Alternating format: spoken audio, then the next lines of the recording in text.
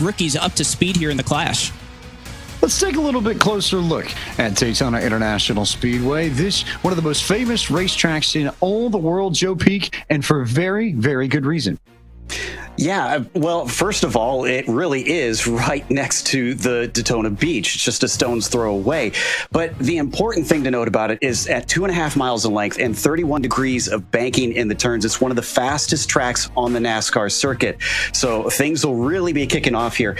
And with it being opened in 1959, Blake, I have a feeling that our driver is going to be adding to that lore today. They certainly are, Joe. You think about the great pack racing that we've seen here at Daytona over the years. We're certainly going to add to that tonight, but all that's going to come into play. All three grooves are in play tonight, working well with others, having to work with the pack, find your friends out there. That's all going to be key to ending up in victory lane tonight. These drivers will travel in excess of 200 miles an hour at different points throughout this evening. But at this point, it's time to take a look at your starting grid, which sees the defending champion start right where he left off last season. Nick Ottinger with a 47.920 claims the top spot in the poll for the class. He's joined on the outside of the front row by Derek Justice, newcomer for JTC Doherty Racing, Keegan Leahy and company. Very fast cars in that first six, Joe. Yeah, and then when you get the next six, of course, Ashton Crowder at the front of them. But don't count out guys like Ryan Luza back there for the XSET team. A lot of power in that team, and I'm sure he's going to be hungry. Well, you know, I'm looking at a guy like Malik Ray, always been tough at these plate tracks. He's with a brand new team. I think he's out to prove something. He'll have to come up starting from row number 9. Casey Kerwin, another one of the XSET drivers coming in, as you see some of the other drivers that will take part in tonight's race and some of the folks that will have to work their way through the field in order to get to the front by night's edge. Blake McCandless, should be a lot of fun this evening. What's the weather like down in Daytona?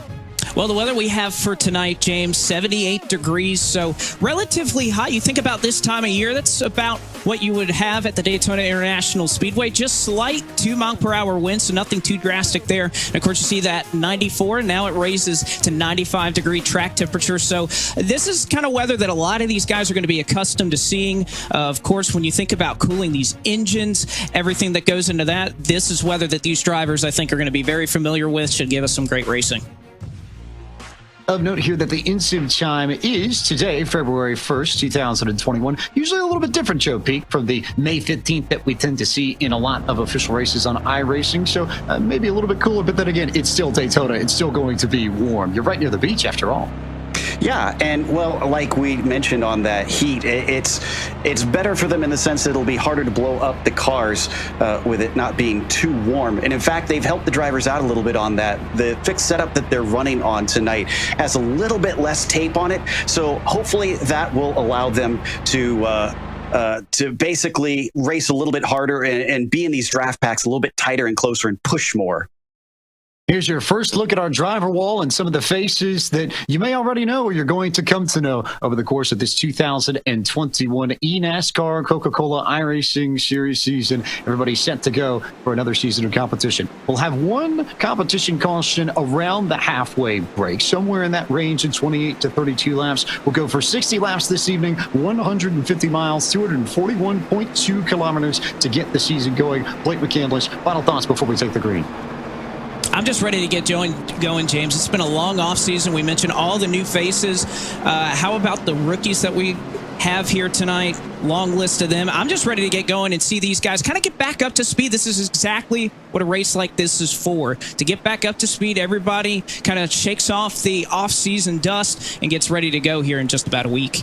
You'll notice the red numbers on Nick Ottinger's car. That's to honor his championship from a season ago. He's the only driver with red numbers on his car in tonight's field, so he will stand out and be very easy to find. We're glad that you're with us here on iRacing's platforms at eNASCAR.com as we wait for the green flag to unfurl and the 2021 eNASCAR Coca-Cola iRacing Series Clash from Daytona is underway.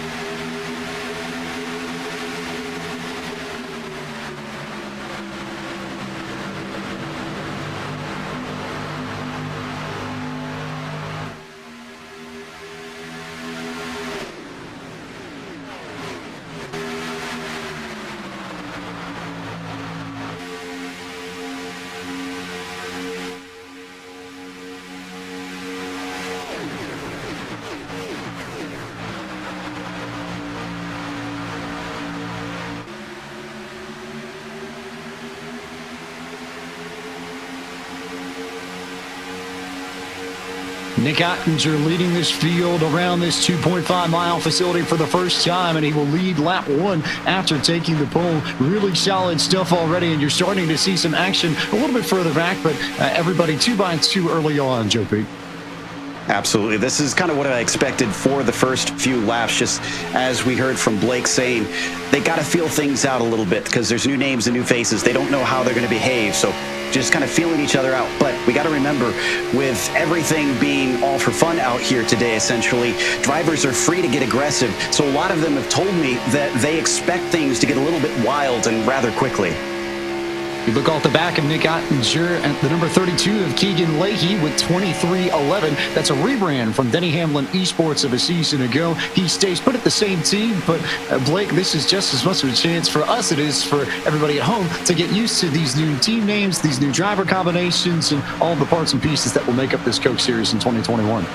You're exactly right there, James. As we take a look, you can already see that third lane starting to move up. There it was Garrett Lowe there in the 21 machine. He was leading that line, but here we go. The third lane is already starting to form up. You see Vicente Salas right there with Space Station Gaming. He's leading that line, but now Graham Boland for Storehouse Esports, he jumps up in front of him. They are 3 wide all the way throughout the pack.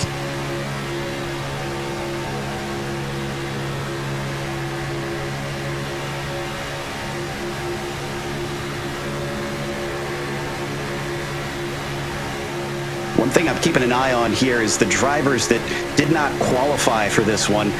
Some of them are starting to move up, it appears. Now, our viewers might be wondering, why wouldn't we have everybody qualify? Why would you choose not to go out there and put a time down? In plate racing like this, oftentimes it's advantageous to get yourself some space and try to suss things out first. And so that's why they just kind of want to start themselves from the back. We had 5 drivers who did that. The highest up of them right now is Steven Wilson, right in the 17 car. A few drivers riding towards the very back of this field, but it's Graham Boland up at the front for the moment with Ottinger coming to his inside. Boland with a new team for 2021 with Stewart Haas Esports. He takes over the number 10 machine and had a strong run in his rookie campaign last year, Blake. Well, he certainly did. He impressed a lot of team owners out there. Certainly that Storehouse Esports was good to snatch him up as he just went and took that third line and eventually got down to clear to go to the race lead. Still Nick Ottinger, and he's side by side for the race lead as they work 2 wide for the first couple of rows, but still it is 3 wide all the way throughout the pack as we were riding on board there for a moment there with Ashton Crowder. Elliott Sadler Esports, one of the new teams that you were talking about, James, brand new to this series, trying to move their way to the front. Elliott Sadler Esports, Ashton Crowder. You sort of see that gold and red nose of the number 1 car there alongside the teammate to Nick Ottinger, who currently is out there on front on the inside. Logan Clampett in the 97. He's shuffled around and now already works really well with Nick Ottinger and races a lot with him in official competition. Joe Peak, and now they're teammates in the Coke Series for the first time. Yeah, certainly getting adjusted to those teammates is going to be a big thing, but you have to remember that there's a lot of tech alliances behind the scenes where people still have associations and buddies that they're still working side by side with quite a lot. So that should hopefully help them adjust a lot easier. And if you might be interested in more information on how to start your iRacing career, you can log on to iRacing.com today, where new memberships are available for 40% off the regular price. Riding on board with Ryan Luza in the number 4 machine, driving for XSET. He shuffled teams in 2021, and now his teammate to Casey Kerwin, who drives the 38 for XSET. Should be a really strong pairing, I think, Blake. No, you're certainly right. As Ryan Luza coming over here to XSET along with Casey Kerwin, 2 of the high-profile names in this series. We've seen a lot of these names, Space Station and XSET in particular, really making a splash, not only with the drivers they brought in, but the reveals that they had. A lot of hype going around these brand-new race teams as we still see, look at that shot right there, 3 wide. We even see, I believe that's a Roush Fenway gaming car back there shuffling around. They are still just 3 wide all the way throughout the pack. That was actually the 17 of Wilson that we saw, the one that I mentioned before. He's no longer the highest one to not have qualified. That one is now Michael Guest, actually. Wilson's gone to the back of those 5, still sitting in 33rd currently. This is John Gorlinski that you see now trying to work the middle as they enter turn number 1. Gorlinski, another one of the drivers that shuffled teams in the offseason. He now at Wood Brothers Racing and teammate to Garrett Lowe, who you see right on the outside there on the right-hand side. had a car in the grass. Looks like Gorlinski got a little tap to the side of Luza, and so he's now lost the group, unfortunately. I think he's the only one that has dropped away from that at this point. Everybody else still has hold of the slipstream. Blake, we talked about the power of teammates, and you can see at the bottom of your screen the William Byron esports drivers are just about hooked up. We haven't seen teammates necessarily line up 1-2 in a row, but we figure they will at some point in this race. But very, very, very scary if Ottinger and Clampa get hooked up this early on.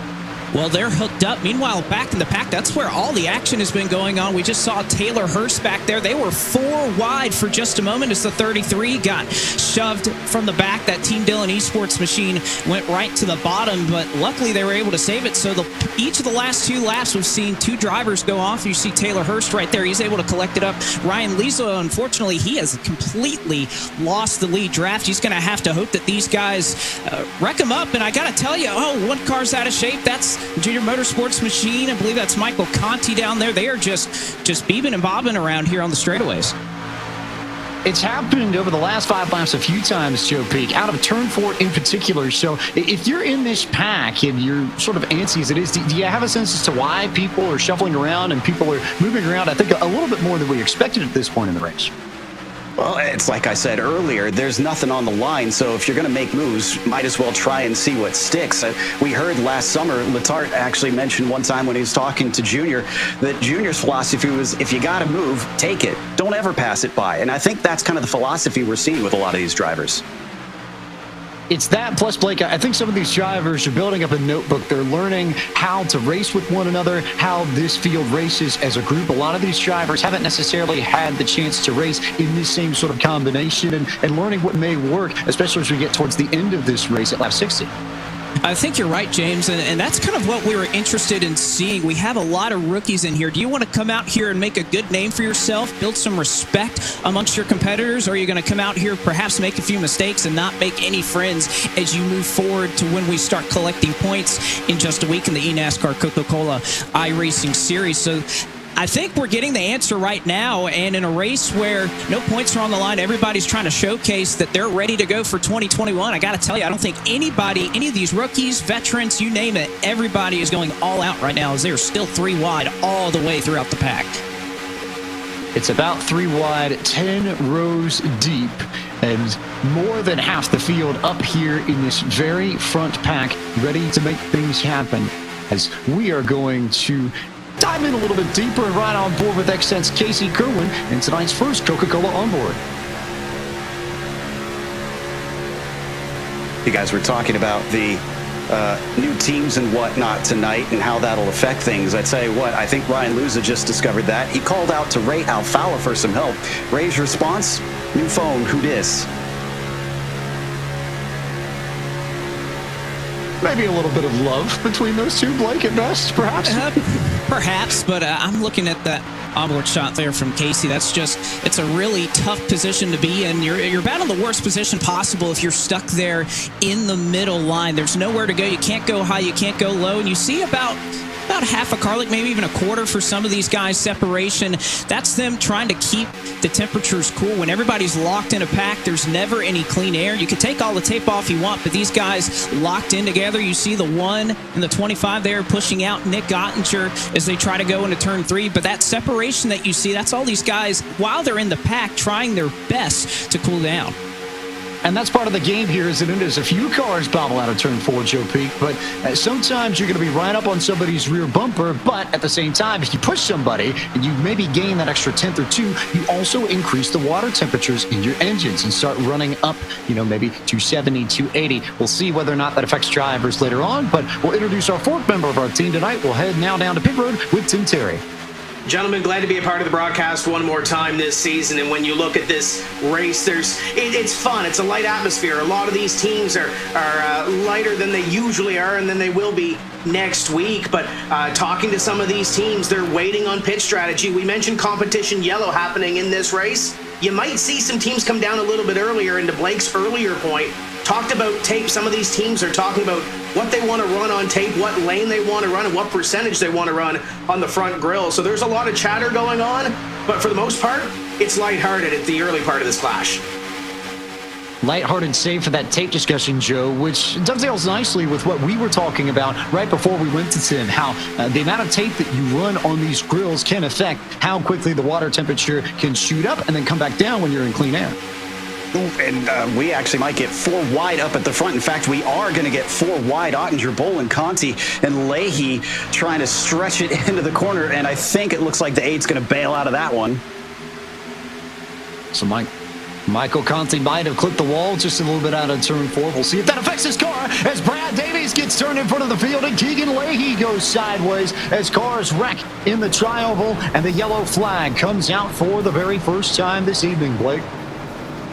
Well, you see, we saw 4 wide at the front. Michael Conti scraped the outside wall. And, of course, these drivers so talented, James. They can get it off the wall. Everybody can sort it out. But in the ensuing chaos of giving room, trying to let Michael Conti collect that racing machine, it was contact there in around what was about the 8th position. I think Bob Bryant and his Kligerman Sport machine was around that. And then, of course, the rest of the field locked in 3, 4 wide. They just piled in nowhere for many of these drivers to go. That took out a lot of the back half of the field. They have some pretty significant damage. We'll take a look at the replay here in just a moment and see what exactly happened. But, Joe, from what I could tell, it was Conti sort of getting out of line and that touch to the wall that just upset everybody right around the 10th position. And they went 4 wide through turn 4, which tends to funnel up a little bit more so than some of the other parts on this racetrack. And I think everybody just sort of bunching together on corner exit ended up causing that melee. Yeah, and as we take a look at the replay, I think, unfortunately, as was mentioned, Bryant being involved, the 77, you're going to see he was kind of an innocent victim. He's going to get squeezed between 2 cars. He's already squeezed here, trying to make the 3 wide, 4 wide work. There you can see Bryant there in the middle of your screen. And then suddenly, on either side, you can't do much about that situation. You're just kind of along for the ride and at the mercy of other drivers. From there, it's just kind of take your pick. Everybody gets their own fair share of damage. Not really much that he could have done. Brad Davies came up into him, and that sent everybody up into Keegan Leahy, and the spin there started everything. And there are a lot of drivers at the back of this field, Blake, that have a significant amount of damage to work with now. Well, they do, and I think, James, this is what we're going to talk about. Each of these drivers possessed 1 fast repair coming into tonight. So obviously you have to imagine that for many of them, 15, 20 some odd cars that were involved in that accident, this is going to be the opportunity they have. We may see some of them try to last with that damage, but I really don't think that's going to happen. You're going to see a lot of these guys come down. We also have that competition caution on the horizon. We'll have to see if this will count as that. But yeah, that fast repair is going to be out the window for a lot of these guys, so they're kind of on their last mulligan, so to speak. Bit of strategy there from Nick Ottinger, who decided to stay out as everybody else just about, Joe Pick, decides to come on in for potentially 4 tires and fuel. Oh, and a few of them learning the hard way that you really got to get the pit stall right. Graham Bolin, one of them, he came in first of everybody. It looks like he's going to fall back. I think Logan Clampett as well is going to suffer, which means the one of Crowder is going to take that Elliott Sadler Esports car up to the front of those who've pitted. So Ottinger stays out, and Crowder wins the battle off of pit road. And just looking at timing and scoring, Blake McCandless, it looks like we have a few drivers who decided to take 2 tires instead of 4. And that's not really a surprise here, as we'll take a look at Nick Ottinger, who is the lone driver to stay out. And I got to say, I really like this call by Ottinger. When you're in the lead, you can control this race. He stays out. And of course, they can make it on fuel until potentially that competition caution is coming out. So there's really nothing to lose. The tires aren't going to fall off that much at Daytona. So really nice call here from Ottinger, kind of, trying to take a risk in a race that, you can try these things out, see how it's going to pan out next week. That's another thing this race is, James. It's a test session for a lot of these guys to try and figure out strategies, work with people for next week. So we'll see how staying out on old tires works out for Nick Ottinger here. Conversely, Joe, some of these drivers that came down during this yellow flag, in theory, if you catch the caution right, and you might need a little bit more help, but you're right on the edge of making it to 60 laps if you stay out the rest of the way. We do have the competition caution that's still coming, but we'll see how it pans out as we're now joined in the booth by our defending series champion, Nick Ottinger. And Nick, you stay out here on this first yellow flag. Just take us through the decision-making process that led you to keep that number 25 out on the racetrack. Yeah, man, we're just here, to do the best we can for strategy-wise to put ourselves in the best spot to win this class, but just give us the best information we can on our, Warren Barn Esports machine here. for when real points racing, becomes, Monday. So trying some different strategies, put ourselves in a better spot to control the race up here on old tires, just to get a good gauge if we're in that spot for, when it comes next Monday. You've been running up at the front for just about the majority of this race. Have you learned anything in particular besides it keeps you away from some of the melee and the mayhem behind you? It's taught me, you're always wanting to try to learn, and every race presents different challenges, and this is just one of those things where you can always keep learning at, in sim racing. So the safest place pretty much is up in that blimp. So the lead, just because you're in the lead, don't mean you're still safe. Well, Nick, we'll let you get back to it. Thanks for the time, and best of luck the rest of the way. Thank you, man. That's Nick Ottinger for William Byron Esports, back in the number 25 Chevrolet Camaro in 2021, and back as the defending series champion for the first time in his career, Joe P. You have to wonder, how superstitious is the 25, though? Because one thing to note is that we have not had a Clash winner that's gone on to win the championship in the same year yet. So if Nick goes and wins it today, does he want to repeat, or does he put a lot of weight into, black cats and open ladders? And no Clash winner has gone on to win the season opening race the next week, either in the 4 years that we have run this race. So maybe the history isn't necessarily on Nick Ottinger's side, but we'll see how it pans out as we go back to green flag racing at the World Center of Racing. 20 laps on the board of 60 in this Coke Series class, this preseason exhibition for 2021.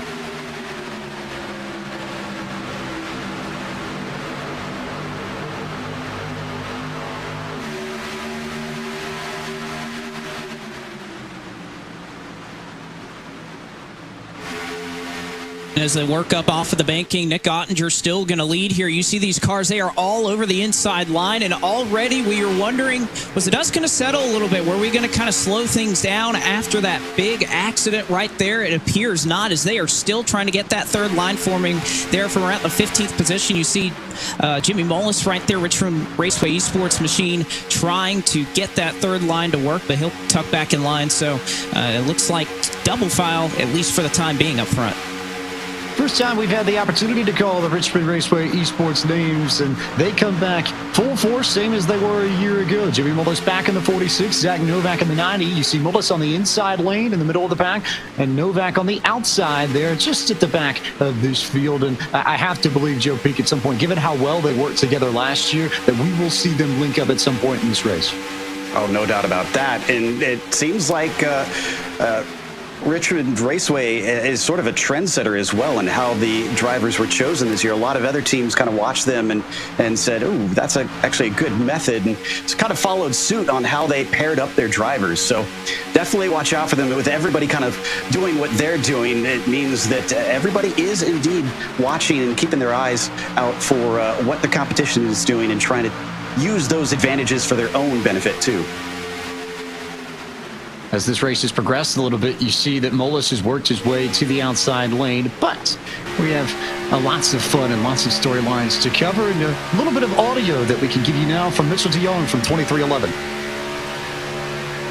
Did they put like a little bit extra like bodywork on the rear bumper to like make it?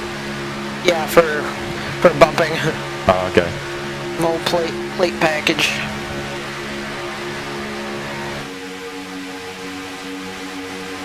Mitchell DeYoung with Bobby Zielinski. Those two known to work very well together. And you see Mitchell in the number 23, dead center of this pack on the outside lane. He's got some company to his outside, one of the Jim Beaver Esports machines, the number 15 machine of Kane Cook there. But a little bit of work for that group to do to get back up to the front. And it'll be a little bit harder, Blake, now that Keegan Leahy's got that damage. It will be a little bit harder, and like you mentioned, Leahy didn't elect to take that fast repair, so he's thinking that there may be some more chaos afoot here later on in this race as they go three wide. Contact between Mitchell DeYoung and Kane Cook there in the middle of the corner. DeYoung had a big wiggle as he saved it. And look at Malik Ray, like we thought we would see that Space Station Gaming Ford pinching that line, being very aggressive here. We know Malik Ray is not going to hold anything back. He's trying to get that third line to work, and the further down that he works, we'll take an onboard shot right here. He's going to try to pinch that second lane as much as possible to try to get that run off the corner. He's got Kane Cook Cook, a good friend of his, to help push him, and they are going right to the front. You see the big run they get here down the back straightaway. I don't think we can come to Daytona and not call Malik Ray's name at some point, Joe Peak. He's had so much success at this track in iRacing throughout the years, and now gets to carry his talents to one of the new teams for this series in 2021, Space Station Gaming. Yeah, and they're expected to make a big splash, as we saw bobble there from, I think that was the 37 down on the low side, one of our McLaren cars. If anyone can do it, I think Malik can make this work up on the high side, because from what I talked to on some of the drivers, it was expected that the high side won't really work. It'll stall out unless you try and pinch down exactly like you're seeing him do. Looks like he's got some friends in front of him, though. The 18 of Olot currently up in his nose as the Joe Gibbs racing car going to try to take advantage of the momentum of that high side. Femi Olot in the 18 machine, one of those 11 rookies to the series for 2021. And he is a pretty good teammate, I would say, Blake McCandless, because it's not every day that you get to pair up with the four-time former series champion, Ray Alvala, as Ashton Crowder gets sent sideways and the Gottinger goes off the racetrack, Blake. They go off the racetrack. They save it. No caution flag as of yet. A couple of drivers actually make their way to pit road here, perhaps in anticipation of that competition yellow as well. But what a save right there from Ashton Crowder. Came right around, right in front of the lead. I was actually just going to talk about how Crowder was defending the middle line. He cuts back down. Unfortunately, there was a car there, so that'll shuffle the running order up front here for just a moment. It looks like emerging from all the chaos, Femi Olot, Bobby Zalinski now going to take control of the race lead. Bobby Zalinski now with Latarn Esports says we will get the chance to see Zalinski flex his muscle out front for the first time, and you can see what happened on the right side of your screen to Ashton Crowder and Logan Clamp. It looked like he got a bump out of 4 from one of the Clint Boyer racing cars, and that's what sent those two down towards the infield, Joe. A great catch by both of them. That's the thing where you can't panic, but instinct does take over in that moment. Now, the good news is it seems like they're not alone at the back of the field because Nick Ottinger is pulling along with Taylor Hurst and Casey Kerwin. Granted, I think Kerwin is damaged. So among that back group, they've got some friends, and they're trying to work together, see if they can catch back up. As these drivers continue to work around Daytona International Speedway, it's Olot who's got control of the middle, Zalinski down low, and it's the 15 of Kane Cook for Jim Beaver Esports, who gets turned coming out of turn 4, and the yellow flag comes out for the second time this evening, Blake. Oh, trouble here, and that was all caused by these drivers. They are trying to get everything they can, and I think Blade Witt was running on the bottom side, clipped that double yellow line that, of course, in the middle of turn 4 is not where you want to be. He slides up, creates contact, and unfortunately, he tags Dylan Duval, and much like we saw earlier, the rest of the field continues to pile in. Another couple of cars with some heavy damage, and again, this is where it becomes, have you used that fast repair, or do you still have it in your back pocket? And with that, I believe this will be the competition caution. It will indeed, as we'll give these drivers a chance to catch their breath, and we'll take a look at a few more angles of what happened out of turn 4 in just a moment. But to me, Joe, that seemed like the same principle that we dealt with on our first yellow flag, maybe a little bit more pronounced this time around, because we talked about how turn 4 tends to narrow up. That was the exit of the apex, arguably the narrowest of the narrow points here at Daytona. And when you get cars 3 wide in that spot of the racetrack, it can get really tricky really quick. Yeah, not only that, but the fact that you're coming off the banking, that's when the car's transitioning. The weight is shifting around and you're changing your direction. So that's why you see, everything come together into this confluence of where we always see these wrecks, both in real life and here in the sim. All the drivers know it, but as you can see, there's little you can do to deal with it, unfortunately. That was Blade Witt from Clinton Boyer Racing that came up into Kane Cook and set this up. But we are going to take a moment to step aside under the yellow flag, but don't go anywhere. We've got more action from Daytona International Speedway and the clash for the 2021 eNASCAR Coca-Cola iRacing Series coming up. I am where it begins. The season, the story, all of it. I am the one and only place. I am first. But for everyone involved, I am everlasting. Not here to be kind or gentle. Why would I? This is what everyone dreams about. And for one, it all becomes reality. I am the Daytona 500. I am NASCAR.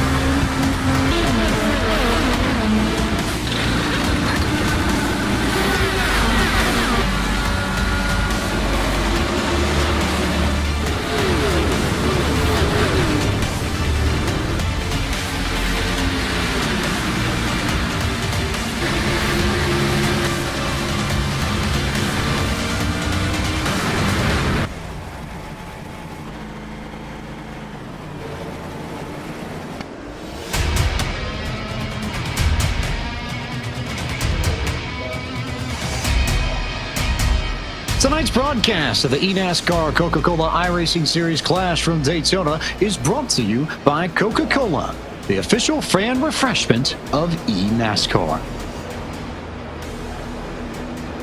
Back under yellow flag of the World Center of Racing in this 2021 eNASCAR Coca-Cola iRacing Series Clash.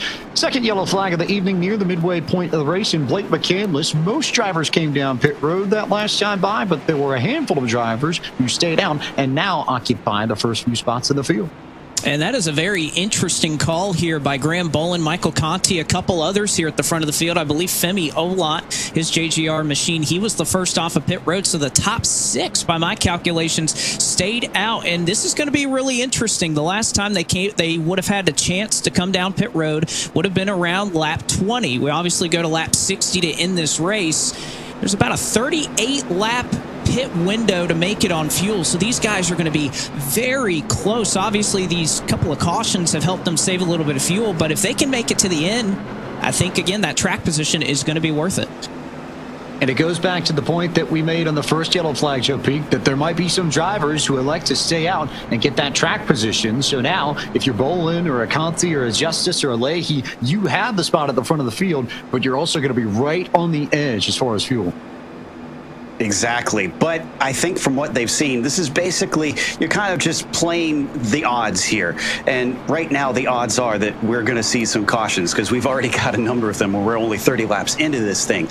So likely in this latter half, we'll probably at least get one more and help them get that fuel to the end. But also because, as we've seen with those cautions, a lot of it happens within the pack, or at least if you're in the middle of the pack, you're very susceptible. So better to be up at the front and have the clear track ahead of you. We'll see how it pans out over the next 30 laps as the green flag comes back out. And as we go back green flag racing, we're going to ride along with Junior Motorsports' Michael Conti as we go iRacing full throttle.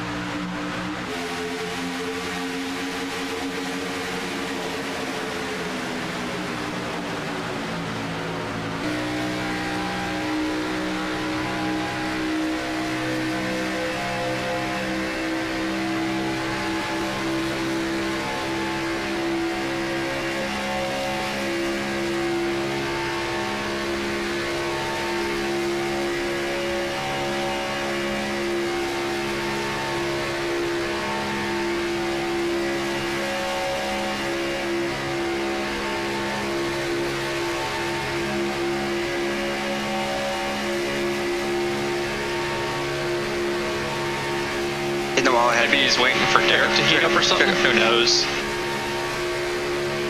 Yellow. No, doesn't matter. Now you can make it come.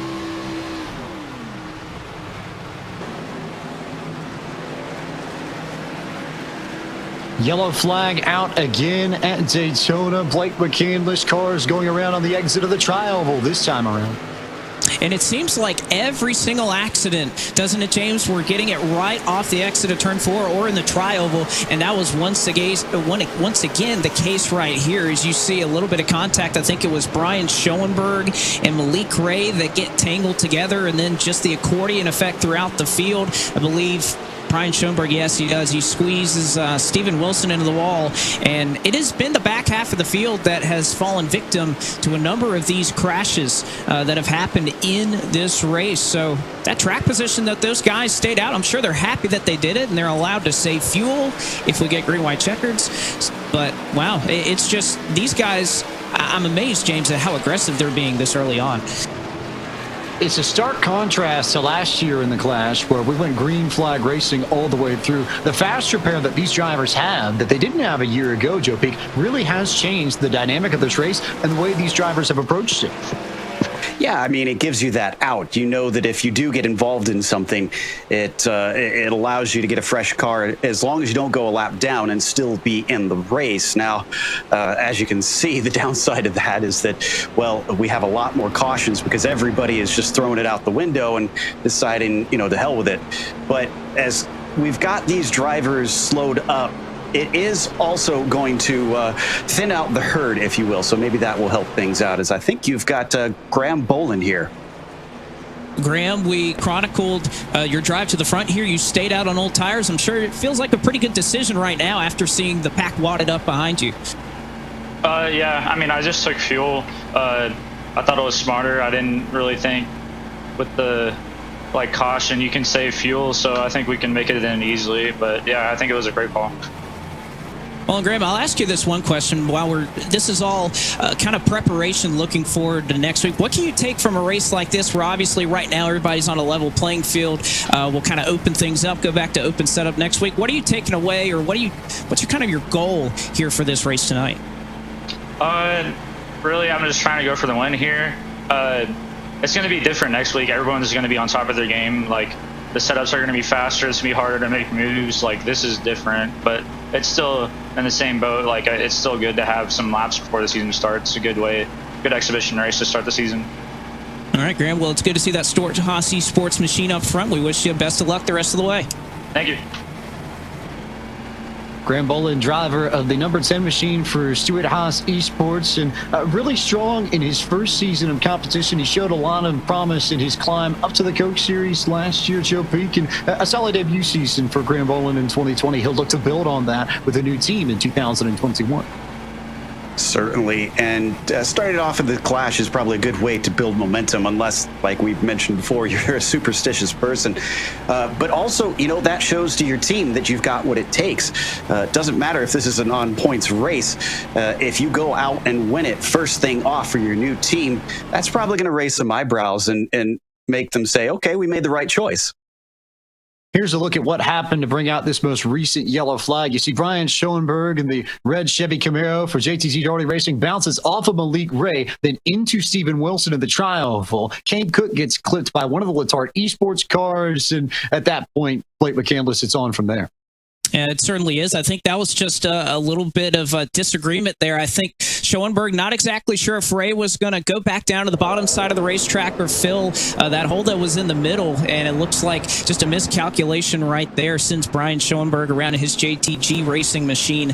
And unfortunately, like we've seen, this is eventually the part of the race where guys have used their fast repairs. They've been involved in multiple accidents. We finally see our first couple of cars that aren't going to be on the lead lap when we get back going green. Steven Wilson, Brian Schoenberg, Zach Novak is out of the race. So we're getting to this point where there's not going to be a whole lot of cars left here at the end, James, if we continue down this path.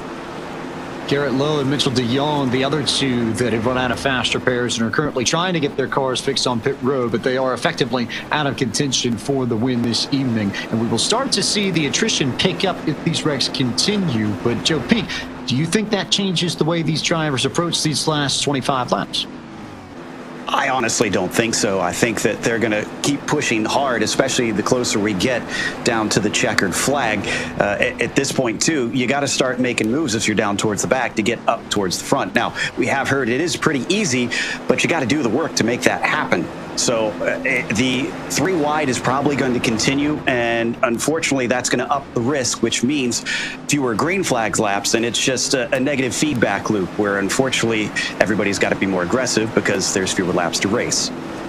We'll set the stage for you before we go green flag racing. Graham Bolin, Michael Conti, Derek Justice, Keegan Leahy, and Taylor Hurst are your first 5 cars. They all stayed out under this yellow flag. Garrett Maines for Elliott Sadler Esports in 6th is the first car that came down pit road, and everybody behind Garrett came down for service in some way, shape, or form. So it's the handful versus the field as Graham Bolin leads us back to green flag racing at the World Center of Racing.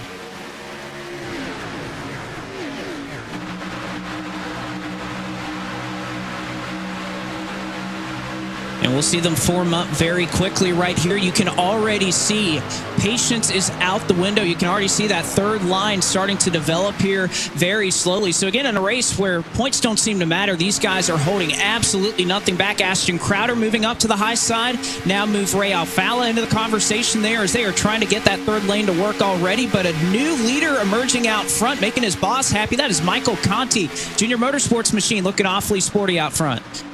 Michael Conti's been using that top line to good effect, and he's got good help behind him. Keegan Leahy in the 32 machine from 2311, pushing Conti to the front, and he'll nose ahead of Bolin to lead the lap at the stripe, Joe P.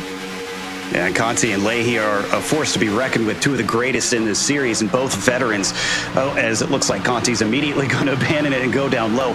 But from what I've heard, one of the big factors on who can get to the front is a bump from the 10. Bolin, unfortunately, going to get a little rough there with Conti, is that second car in line. Heat is still important because if you're pushing hard for a long time, it builds up. If you can get a cold car, quote unquote, behind you, then they can push you for longer, get you a better run. So finding someone, hooking up with someone who's let it cool off for a bit will serve you a lot better.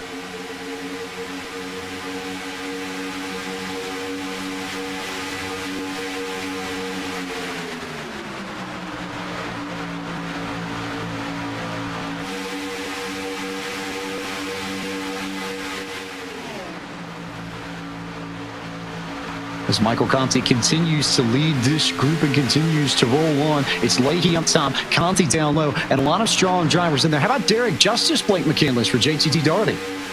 That's exactly right. Derek Justice, one of those drivers that stayed out under that competition caution flag, and he has made it work out to where he is running right at front, third driver on the inside line. You can see the amount of room he's given to Graham Bolin, and this is what's interesting here is that third car in line seems to have the biggest influence on who can move forward, who can move back. You can see Graham Bolin, he has been really shoving Michael Conti, giving him a good push up there, but that gap between Justice and Bolin, that's exactly why you see Keegan Leahy to the front right now. That third car in line just seems to have such an influence on what's happening here. Is now move the number 2 of Garrett Maines, another newcomer to the front of the field. Elliott Sadler Esports looking to go to the front as they are 3 wide side by side down the Daytona Super Stretch. And guys, that high line is just so inviting that as soon as everybody up and down the middle line sees them coming, they immediately jump up and try to take advantage of it. But it looks like it's kind of biting them because up at the top, the number 2 and the Elliott Sadler Esports, Garrett Maines, finds himself not going as quick as he saw those drivers before, and we're going to get another wreck.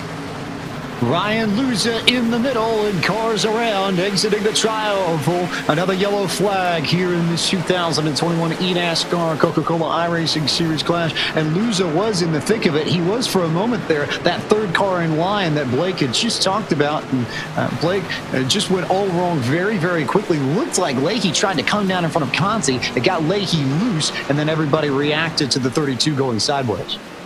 And I think that's something that often happens here at super speedways, James. You even saw it a little bit earlier in turns 3 and 4 when everybody hit the apron. We saw Blade Witt shoot up into the pack. I think that's exactly what happened here. You see Ryan Luza, he's kind of the catalyst of this as he worked into the tri-oval. I think he saw that 32 of Keegan Leahy up front kind of go down to the bottom side and just kind of followed him down. And unfortunately, Graham Bolin, his Storehouse Esports machine, was down there waiting in the wake. And that's a couple of times we've seen this really talented field just simply, I guess, not knowing that a car's there or washing down a little too much. Maybe this tri-oval is hard to handle for these guys, but once again, this tri-oval has been a chaos spot so far tonight. It goes back to an old principle of the restrictor plate racing, Joe Peak, in that when you've got cars traveling at nearly 200 miles an hour and you have them packed in, 3 by 3 by 3, 4 rows, 5 rows deep, even if you see something happen ahead of you, there's just so little time to react to something that your reactions may upset some people in the rest of the field and throw them off, and you end up with some of the wrecks that we've seen this evening. Oh, yeah. I mean, it's the proverbial mousetraps and ping pong balls. Everything's going to be a chain reaction to the back. So no matter where you are, unless you're at the far, far back, there's not much you can do to try and get out of the way. And that's why we usually find ourselves having to encourage drivers to be a little bit patient. It looks like we've got Keegan Leahy here with you, James, though, to talk about how this race is going. We do have the 2311 driver with us in the number 32, Keegan Leahy out of Halifax, Nova Scotia with us. And Keegan, you had a bit of a wild moment there a few laps ago. It's really quiet on TeamSpeak for me. I can't quite hear you, but right now I'm just doing my best to save fuel. We barely have enough because we pulled a risky strategy earlier in the race to try to get it back up there after that crash. We have one reset, as you probably covered, so I use that, try not to wreck again, and hopefully have fuel in case we get a green-white checker. How important is track position to you? You stayed out, you've tried to get it, so clearly it means a little something to you. Yeah, it's really hard to pass here, so whenever you can get one position on somebody, it matters. you can see I just kind of jumped 30 people just from this strategy, so I got really lucky with that. There's no way to really go from last to first because we're all on equal cars. Everyone's so good at this, and the leaders don't want to make any crazy moves in those lines. So at least until we get down to the end of it, it's really hard to make progress. You have a busy 20 laps left ahead of you, Keegan Leahy. Best of luck in this final third of the race. Hey, yeah, again, I can't hear you guys at all, but thanks so much for the interview, and hope you guys enjoyed the finish. Keegan Leahy for 23-11, one of the strongest drivers over the past 2 seasons, Blake McCandless. He was within a hood of winning the series championship 2 years ago, and I was odds-on favorite at points last year to win the title in 2020. So you wonder, is this the year potentially that the 32 makes that next leap and finds a way to get the job done? I think it's hard to pick against Keegan Leahy. I think everybody who's been around this series or iRacing in general just knows how competitive he is, how much speed he can find in these virtual race cars. So I think Keegan Leahy, you got to think his teammate as well. They work so well together. He and Mitchell DeYoung over at 23-11. I think they're going to be quite a feisty pair of drivers to have to go up against this season. A great story between Mitchell DeYoung and Keegan Leahy, Joe Peak. Last year, DeYoung was Leahy's crew chief. Now he's his teammate in 2021. But we are now joined in the booth by the man who will start right behind Keegan Leahy on this restart. That is the number 2 for Elliott Sadler Esports, Garrett Maines out of Powhatan, Virginia. And Garrett, fun race so far. What have you learned in your first taste at Coke Series competition?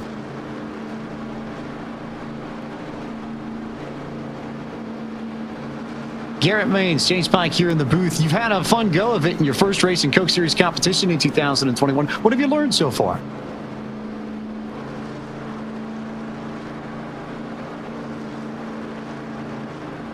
We'll see if we can get Garrett a little bit later. But back to the point with Leahy and DeYoung. A lot of fun, I think. They know each other so well. They worked together so well in 2020, Joe. And now they get the chance to race as teammates on the racetrack for 23-11 in this new season. And frankly, if I'm Leahy, I'm going to be picking the brain of Mitchell for those road courses all I can, because we know that Mitchell is a champion over on the rallycross side of all things. But that just goes to show that a good driver is a good driver. And seeing them come across disciplines like this is, to me, a great shining point of sim racing, that when you don't have the limits of money in your way, you can get the experience on those other disciplines and really show yourself to be just a general talent. Take a look at Bobby Zielinski trying to get himself ready to go. One of the road course specialists in this eNASCAR Coca-Cola iRacing series. And we'll see what he sees as we go back to green flag racing with 17 laps to go.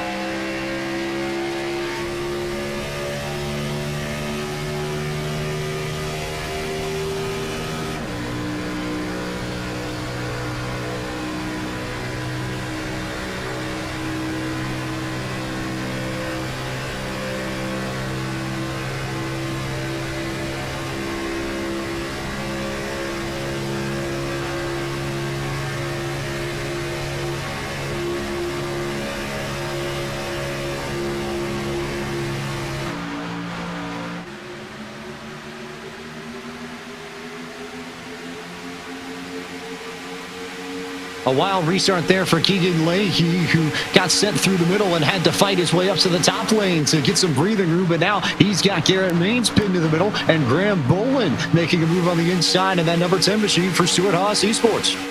Well, I'll tell you what, Keegan Leahy is using every lane on this racetrack to try and make moves, although Bolin bouncing off the apron, he's somehow able to collect it. Look at how close that 23-11 machine gets to Graham Bolin as they were working off the corner. And that is the one thing about this race, James. These drivers are testing the limits, getting right up to their doors, pinching. Again, this is perfect. Even if they wreck, they're learning something for next week. They're obviously kind of hurting their chances to win this race, but Keegan Leahy showing he's going to keep the track position. He has been in every single lane in the last lap, and Leahy trying to control this race. It's awfully hard to do when each lane has been as competitive as it is. And guys, what you're seeing here is that these cars are so much more draggy with this fixed setup. We heard it before. It's hard to pass because you can get that run, but then you stall out up at the front, and that's why he's trying to side draft down to the 10 just to see if he can get him to drop back. I don't know whether or not that counted as side drafting or side slam drafting with the amount that Leahy bounced off the side of the 10 machine. But in either case, it's he and that number 2 for Garrett Maines that come together as Maines gives a shot to Michael Conti, who goes sideways to the corner, and they spin and crash in turn 4 Daytona. Yellow flag out once again as we approach 15, now 14 laps to go when they cross the stripe, Blake.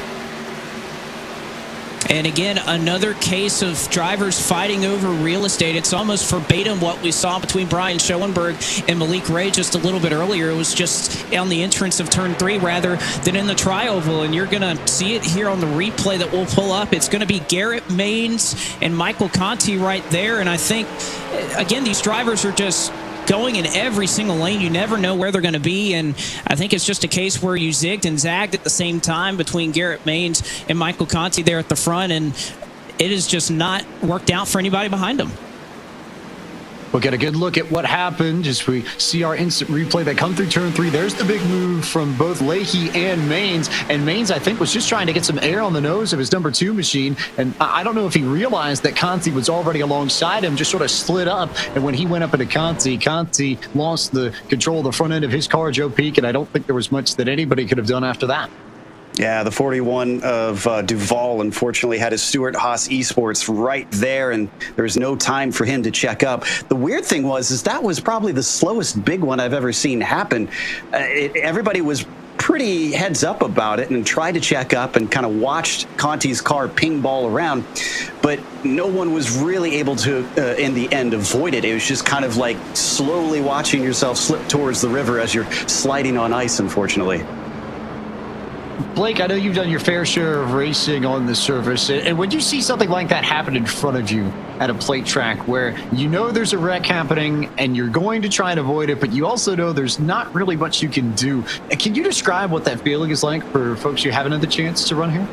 Well, it's really tough, James, because the one thing that you have to realize, obviously, any wreck that goes up on the banking must eventually come down. I think the best place you can go is if you're on the bottom, you can try to slow yourself down, try to wheel that car on the apron, get down to the grass almost if you have to try and avoid the carnage, because it's so tough to try and go high to miss a wreck. Although, if you go high late enough, everybody's going to be washing back down the banking, and eventually there may be some room there to try and navigate your way through. But like you said, James, we can talk about theory and strategies all we want, but a lot of the time it's just luck. Although sometimes it's better to be lucky than good. It's just very tough to do, especially when every lane is clogged up like we've seen. We've seen guys in the bottom, the middle, and the top. So sometimes there is just nowhere to go when you're put in that position.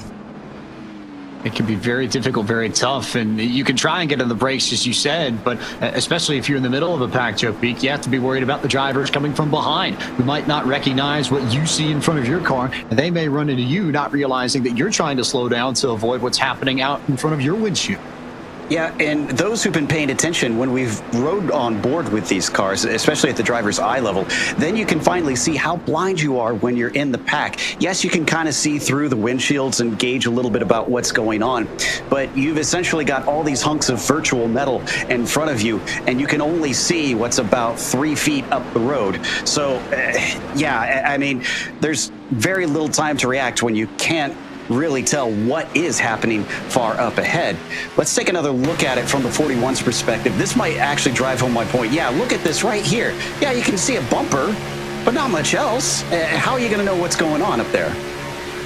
And that's part of the double-edged sword of plate racing, Blake, is that you would think logically that you'd want to give yourself enough space to see ahead of the car ahead of you, but that's the problem. You have to be tucked up on somebody's bumper, especially in these closing laps, if you want to get the right kind of run that will allow you to pass the people around you and eventually get the win. That's true, and again, when we were talking about missing that wreck, you can see the great handiwork right there, great onboard shot there by our production crew to kind of showcase Dylan Duval kind of wheeling back and forth between the apron to eventually save that car. But you see when that wreck's caused, 2 cars make contact in front of him. There is absolutely nowhere to go. He goes right into the back of Michael Conti. But again, when you're barreling off into turn 3 at over 200 miles an hour, there's just not anything that you can do. But showcasing right there why these guys are in this series right here to be able to wheel their way through that accident. Of course, if you want more information on how to start your iRacing career, log on to iRacing.com today, where new memberships are available for 40% off of the regular price. We'll get set to go back to green flag racing coming up on 10 laps to go on this clash for the 2021 eNASCAR Coca-Cola iRacing Series. No points tonight, just an exhibition race. The real fun starts 1 week from tonight when the season opener returns here to Daytona. Green flag back in the air this time for the number 32 of Keegan Leahy. Will try and get a better jump this time around than he did the restart prior.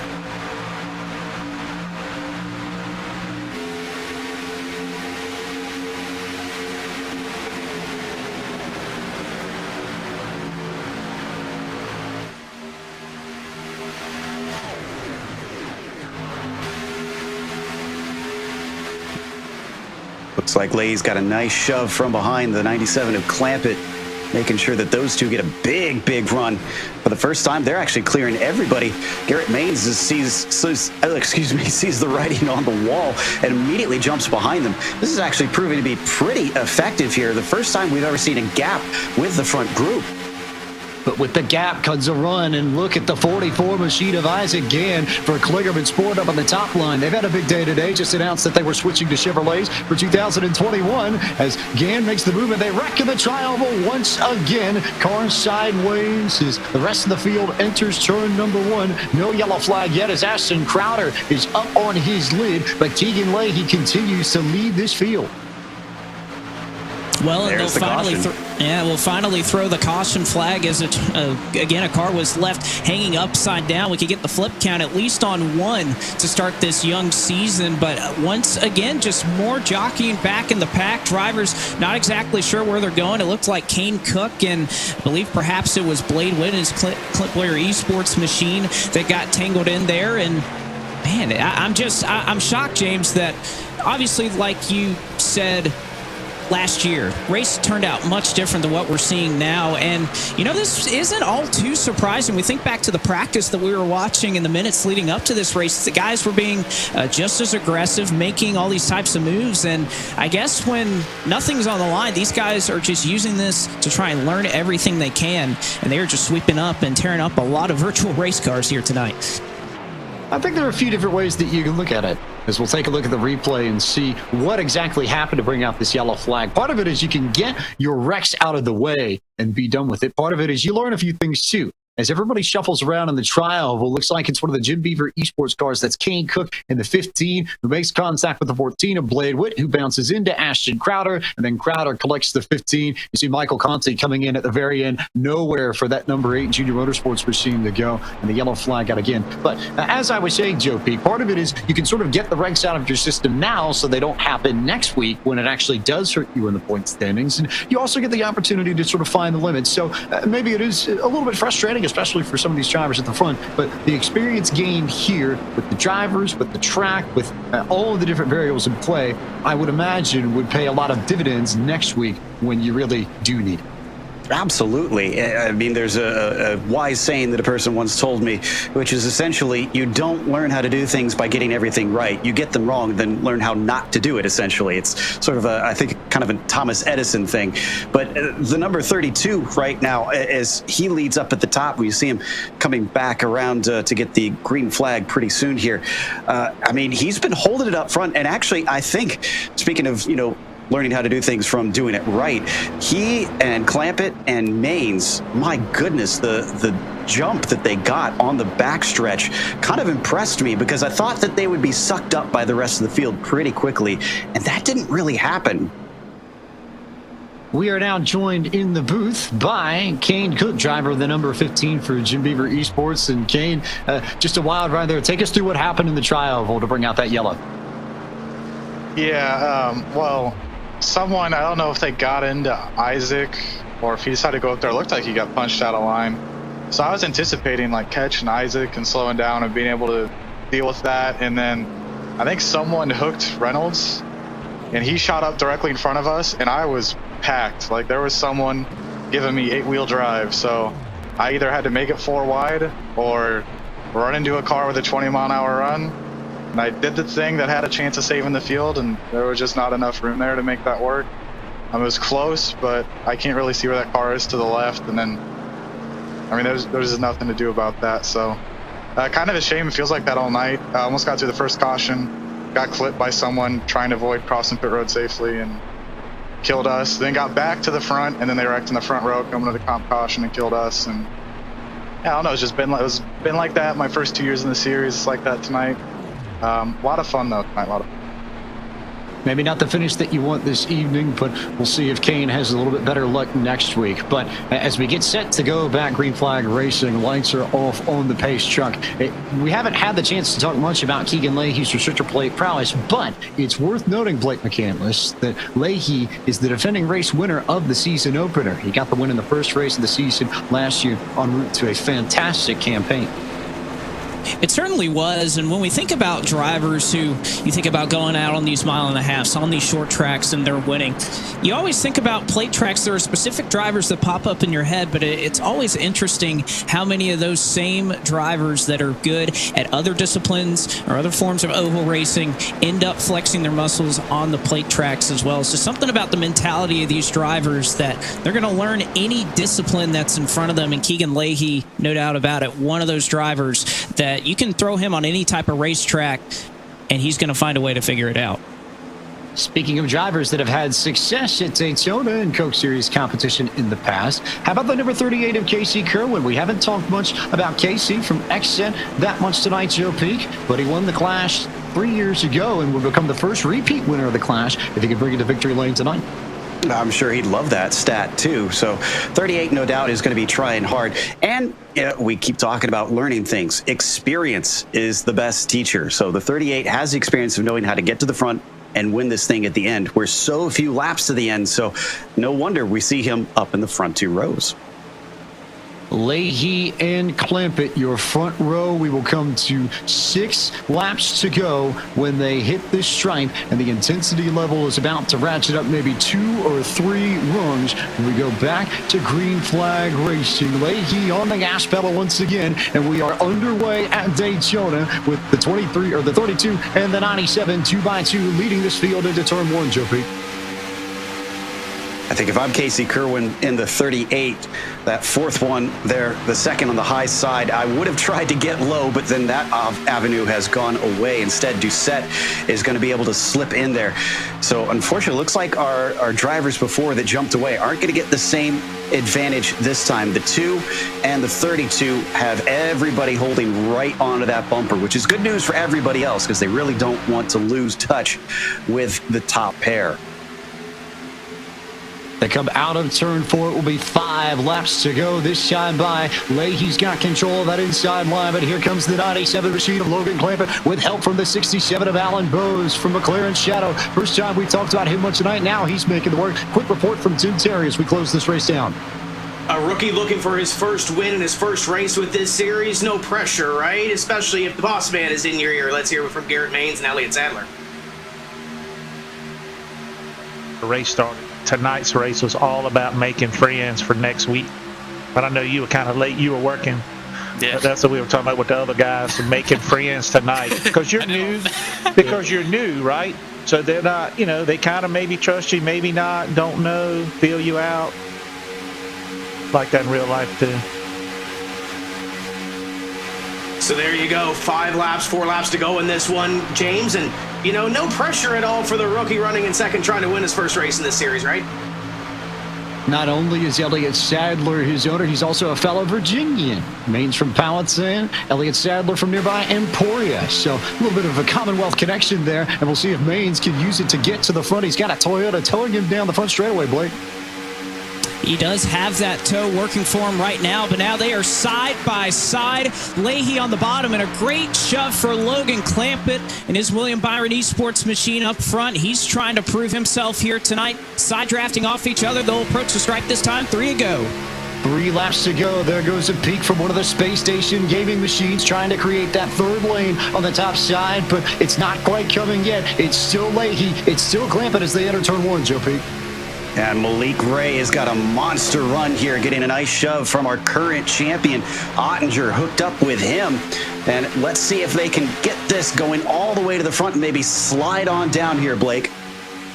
and he'll slide on down. But how about the push that Malik Ray has as there's a wreck in the back of the pack, and that is going to bring out the caution flag. It was well behind what was going on here. I think Michael Conti and Mitchell DeYoung had gotten hooked up, and this was way behind the pack. This was all the way in turns 1 and 2 while they were barreling down the Daytona super stretch. And unfortunately, I think Conti's engine or something may have expired on that machine. He just drastically slowed up, and you can see him laughing it off right there with Mitchell DeYoung, but it is going to put us in green-white checkered territory.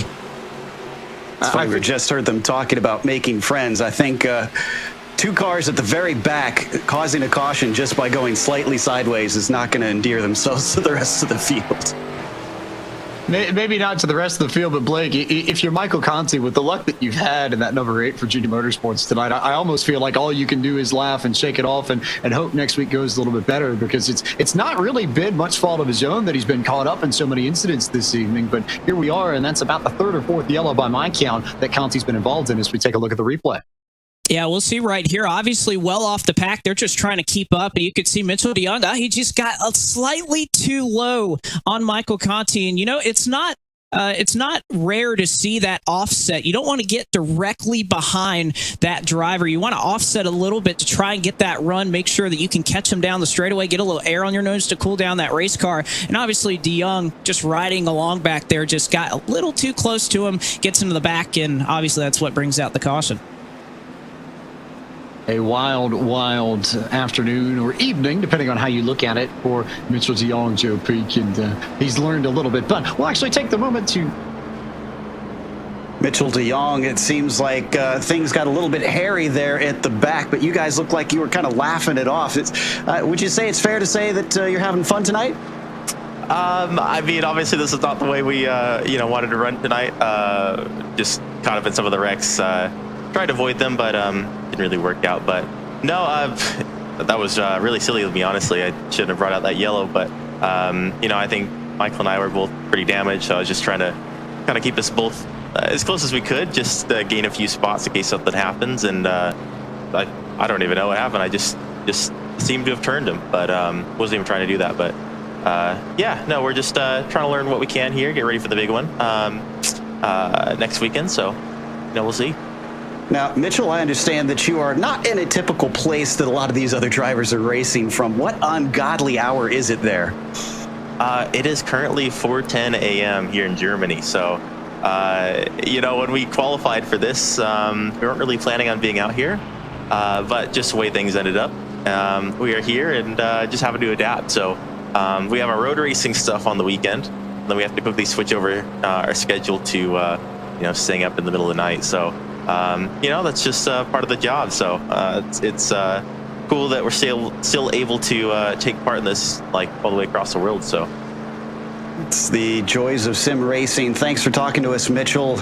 I'd say, James, that sort of a mixed bag. It's kind of like what you were just talking about, where, it wouldn't be fun if they didn't laugh and joke about what's been going on here. But also really impressive, break that, we get the chance to see drivers competing physically from Germany, from Canada, from the United States. It speaks to the international panache of the eNASCAR Coca-Cola iRacing series. That is one thing about...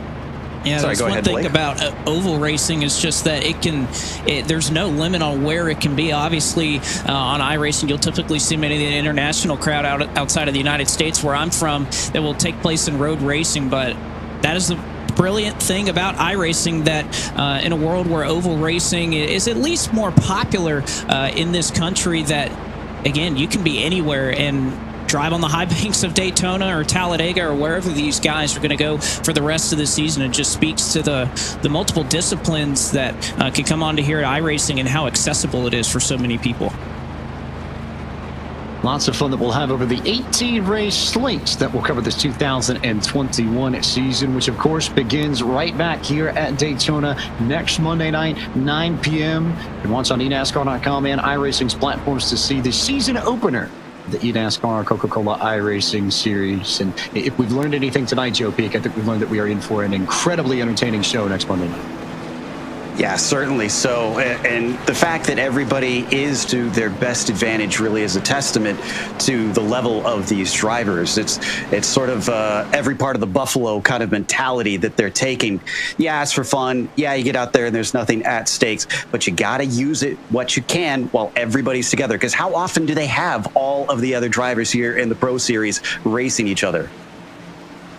How often do you get green-white checkers at Daytona? An equally important question. We're about to see our first. So it's 2 laps to go. When we get the green flag, if we get the white, we will race all the way back around as Keegan Leahy gets back on the gas pedal. 2 laps to go in this 2021 clash as Leahy has to hold off the 97 and the 11 of Malik Ray, who's already bouncing off Logan Clampett as they head into turn 1, Joe Peak. Clampett's got a decent run, but he's going to be on the outside of it, so you're not going to really see him come back forward here until they get the momentum off of the banking. It's going to slingshot him down the backstretch just like that, and there goes the 97. Question is, can he, Blake, get in front of the 32? That's the question he's asking himself. Is Clampett, he's going to complete the move as they work into 3 and 4. A power move from Logan Clampett, who got a big shot from Garrett Maines. Off the banking in 3 and 4. It's Logan Clampett out front looking for the white flag. Clampett got a great shove from the number 2 machine, but here comes Garrett Maines back on the outside with help from Nick Ottinger, who was swept up in a wreck earlier as we take the white flag here at Daytona. It's Maines and Ottinger on the top side, Clampett and Leahy on the inside as they go on the one for the last time. I'm putting my money on Ottinger here. You don't go against the champion, giving a good shove to Maines up on the high side. Once again, repeat of last time. Bottom is just shorter run. Oh, no, it looks like we're going to get a wreck as the 32 is up to the outside. The 2 clips, and no caution yet. They're all trying to save it. Are we going to keep it going, Blake? And the William Byron Esports machines door-to-door here for the final time here through 3 and 4. Malik Ray looking for a way around. They're side by side. Malik Ray looking to the top.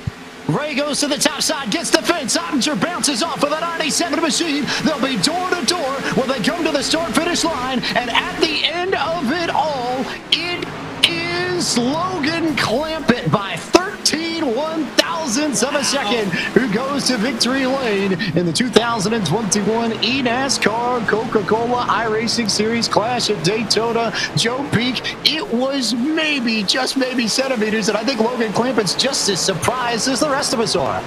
And see, this is why I don't bet, because I was saying I'd put my money on Nick Ottinger, and he was 13,000 shy of this thing. But that's the margins you work with when you're dealing with plate racing. To be fair, I think Logan had a little bit of a help just because it got so crazy behind him coming down the back straightaway, Blake.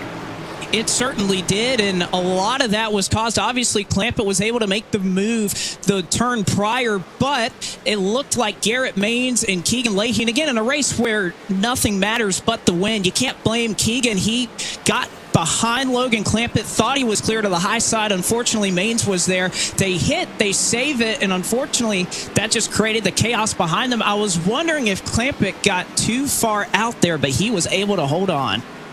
So much excitement there that Nick Ottinger in celebration sent his teammate into the fence, but it's still an opportunity for us to bring you tonight's winning moment, which is brought to you, as always, by Coca-Cola, the official fan refreshment of eNASCAR.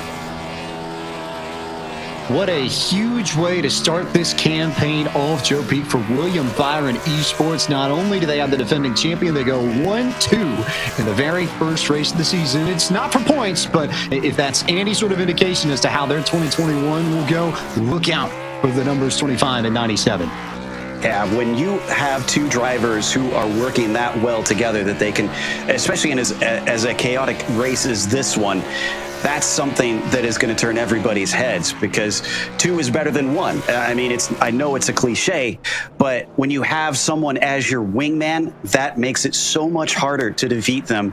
And I think that Nick and Logan are certainly going to be ones to put themselves in the mix of things as this season progresses.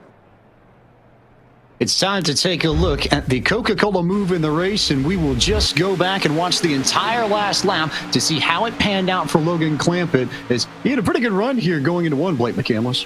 He certainly did, but what was really interesting is look who's behind Garrett Maines, the William Byron Esports machine of Nick Ottinger. So while Clampett was out front, Ottinger was trying to give Garrett Maines that shove. You'll see right there, Leahy thought he was clear. They end up saving it for the most part. You see the 79 Clint Boyer Racing Machine slams into the wall, but Clampett, Ottinger gets side by side to defend. Malik Ray looking for somewhere to go, just wasn't able to get the run he needed to get to Jake Matheson right here. But of course, nobody's going to push each other. They're all going for broke. He gets shoved into the wall, and then it's just chaos trying to hang on from there.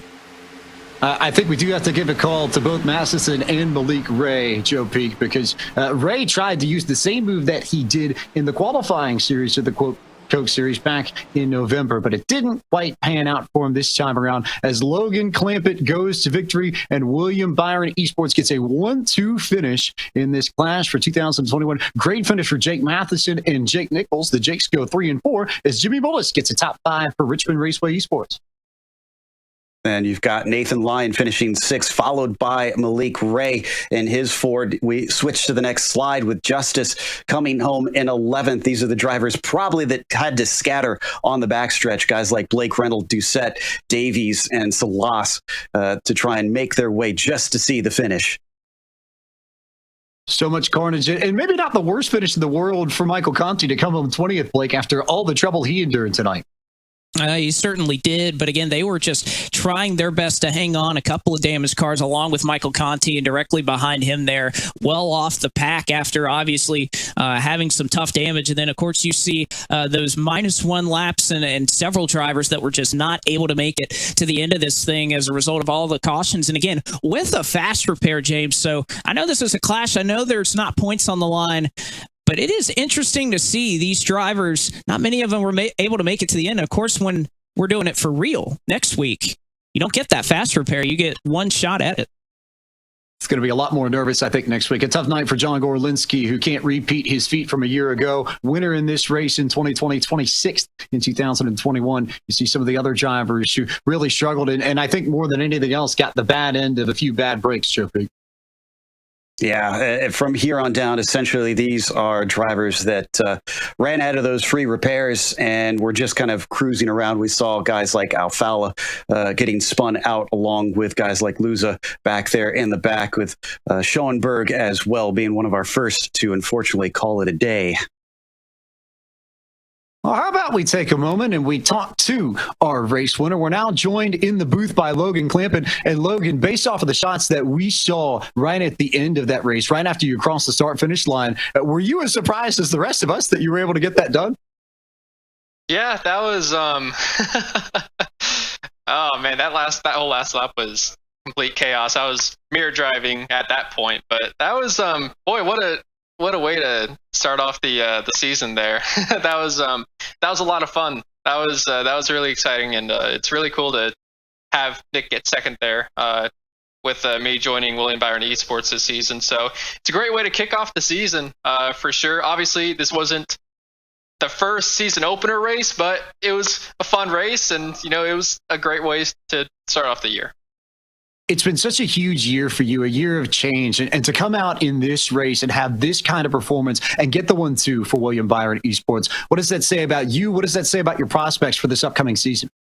Well, I think we got a really good team under our hands for this season. Me and Nick, defending champion Nick Ottinger, and we work together with each other on Team Conti. So I think that it's going to be really fun, really awesome, and I think we're going to do really good. So I'm really just looking forward to the season and spending my time over here at William Byron Esports. Logan, congratulations on your victory this evening. We look forward to seeing if you can repeat the feat next week at Daytona. Thank you. Hopefully I can. We turn our attention now to the teammate of Logan Clampett at William Byron Esports. It's the defending series champion Nick Ottinger, who is with our Joe P. Hey, Nick, congratulations on coming home in a 1-2 with your teammate. But my question to you is, it looks like you got a little loose off of turn 4. If you hadn't have done that and banged into him, do you think you could have taken it those 13 thousandths more forward?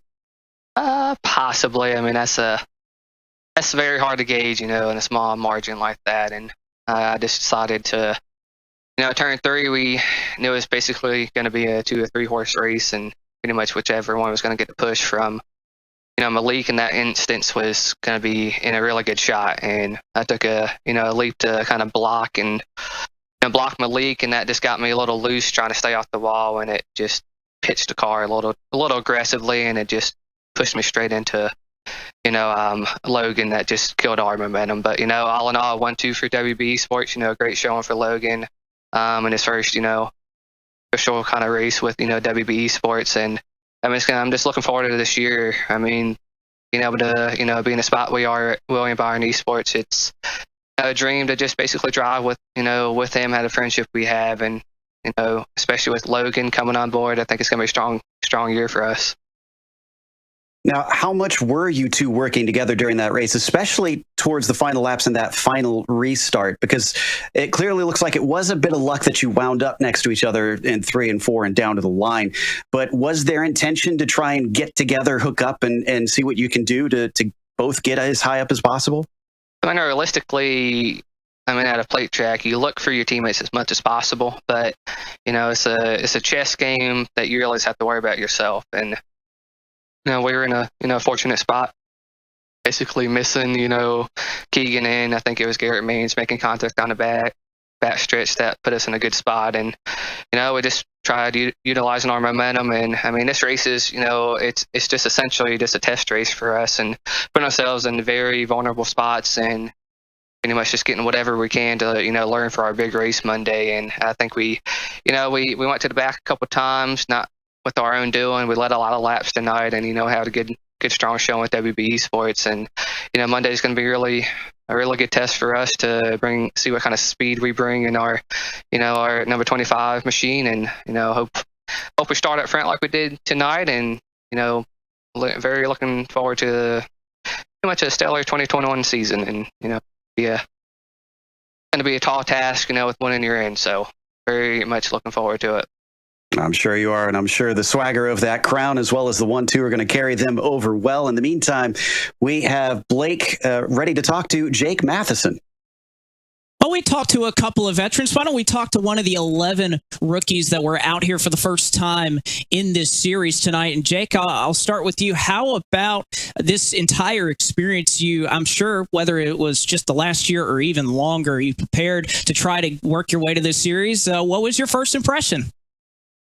Chaotic for sure. There was a couple wrecks early on. We got involved in the very first one on the front stretch. Took the quick repair, went back out there, just kind of rid around the back. Didn't have a car after that, so I had to save it. Just waited till the end and started pushing when I felt the time was right, and thankfully we ended up towards the front. It started to get messy on the last lap. Thankfully we were able to drive through it, and the vision of a win was right there, and then Logan claimed his rear bumper was there. So, it was good up until then. P3 is still awesome. I definitely think that's a good way to start the season. Absolutely, Jake. And just before we let you go, just one more thing. Obviously, you come out tonight is kind of your way to get your feet wet. What did you learn about the competitors around you and just what it takes to really run in the series? I know you work your way up the ladder, but once you get here, it's just, I know many drivers have talked about it, it's just a different beast when everybody is as good as they are in this series. Yeah, all the way through Road to Pro and the Pro Series, don't get me wrong, it's very, very stacked competition. But once you make it up to the very top like this, it's, like you said, a whole different beast. To be fair, I do know a lot of the drivers around me, so I knew who I was racing and how they raced. And, I trust a lot of the guys out here. At the top for a reason. It's really easy. In a way, it's kind of easier to race people that is going to be clean than people you don't know. So, going through this whole race, and it's going to be the whole season too. It's really good to know it's top of the line competition. Well, Jake, we appreciate you talking to us, and obviously good luck with Williams Esports this season. And James, what a crazy night we just saw. And if you liked what you saw this evening, don't worry, because we've got more coming your way 1 week from tonight, 9 p.m. Eastern, eNASCAR.com and iRacing's platforms. It is the season opener for the 2021 eNASCAR Coca-Cola iRacing Series right here from the World Center of Racing. We'll go a little bit longer. We'll award some points. We'll find out who claims the first checkered flag of this 12th season of Coke Series competition. almost time to sign off. But Joe Peak, if there's one word that you would use to describe how you feel about next week after seeing tonight's race, what is it? I know this is going to sound like a cop-out, but anticipation. Absolutely anticipation. Just because I feel like what we saw with all this, so many rookies coming in, everybody is giving it their all here. And you said it at the top that this means that the competition is going to be very stacked. So I feel like that it's going to give us a real treat. I feel like it's going to be a sort of season that we're not used to, maybe. Blake McCandless, I guess you can't use anticipation, but are there any other words in your vocabulary that you would use to describe how you feel about what we're going to see next Tuesday night? I'm just excited. I know that may be another word as well, but I also think that once we get these points on the line, again, a lot of these guys are good friends. They were out here having fun. You heard even Kane Cook. He got wrecked twice tonight, and he described this race as fun. I guarantee you, once the points are on the line next week, that's not going to happen. I think these guys obviously were using this as kind of a testing ground, way to get their feet wet and kind of caught back up to speed. But once we start next week, business picks up. This turns into a job for a lot of these drivers, and I think you'll finally see the mindset really start to narrow and focus in for these guys. Aggression to me is the one that stands out. We saw so many people going for it over the course of this evening. We'll see who decides to go for it next week at 9 o'clock. You'll see the season opener from Daytona on eNASCAR.com and iRacing. For our team here at iRacing, our director Drew Adamson, and our team here in the booth and on pit road, Tim Terry, Blake McCandless, and Joe Peak, I'm James Pike. Thank you so much for watching our broadcast of the eNASCAR Coca-Cola iRacing Series Clash at Daytona. We look forward to seeing you next Monday night at 9 o'clock for the season opener from Daytona.